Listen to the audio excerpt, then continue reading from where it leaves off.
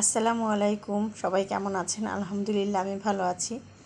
চিংড়ি মাছ আর পেঁয়াজ ভেজে নিচ্ছি একটু লাল লাল করে। এখন পেঁয়াজ বাটা দিয়ে দিলাম, রসুন বাটা দিয়ে দিলাম, হলুদের গুঁড়া দিয়ে দিলাম, মরিচের গুঁড়া, লবণ, জিরার গুঁড়া, সামান্য একটু পানি দিয়ে মশলাটাকে ভালো করে কষাবো। এখন আমি বলি এটা কী রান্না করতেছি। মিষ্টি আলু, সাদা মিষ্টি আলুটাকে কেটে ভালো করে ধুয়ে নিয়েছি। এই যে একটু মোটা করে কেটে নিয়েছি।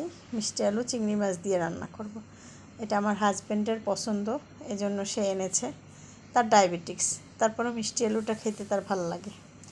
ওই যে ডায়াবেটিক্স হইলে পরে মিষ্টি খাইতে যে যার ভাল লাগে এরকম। ভালো করে কষাই নিয়েছি। এখন পানি দিয়ে দিলাম মিষ্টি আলুর ভিতরে।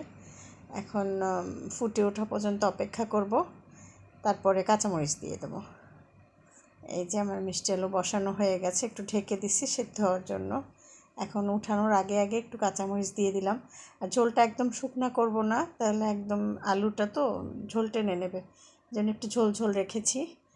আর আমার হাজব্যান্ড খেয়ে বলেছে অনেক মজা হয়েছে, তার খুব পছন্দ।